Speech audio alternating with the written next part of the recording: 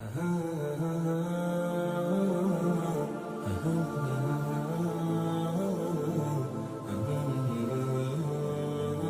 نے کہا یہ سدرہ کیا ہے؟ سدرۃ المنتہا آپ سنتے رہتے ہیں۔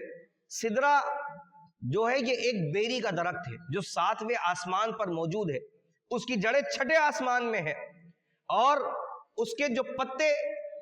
بڑے بڑے اس کے پتے ہیں،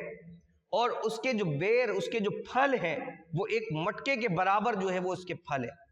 اتنا بڑا جو ہے یہ بیری کا درخت ہے سدرۃ المنتہا، جہاں 7ویں آسمان کی انتہا ہو رہی ہے، آسمان ختم ہو رہا ہے جہاں، وہاں یہ سدرہ جو ہے یہ ایک بیری کا درخت ہے، اس کا نام ہے سدرۃ المنتہا، سدرہ۔ اور حضرت آدم علیہ نبی علیہ السلام نے ارشاد فرمایا، اپنے بیٹے کو ایک دفعہ وصیت فرمائی، حضرت شیز اعلیٰ نبی علیہ السلام کو، آپ کے بیٹے حضرت شیز یہ بھی اللہ کے نبی ہیں، فرمایا بیٹا جب بھی اللہ کا ذکر کرنا، اللہ کے ذکر کے ساتھ محمد مصطفیٰ صلی اللہ تعالی علیہ وسلم کا ذکر کرنا۔ فرمایا اپنے والد سے، یا ابا یہ کون ہے؟ تو آپ نے فرمایا کہ میں جب جنت میں تھا،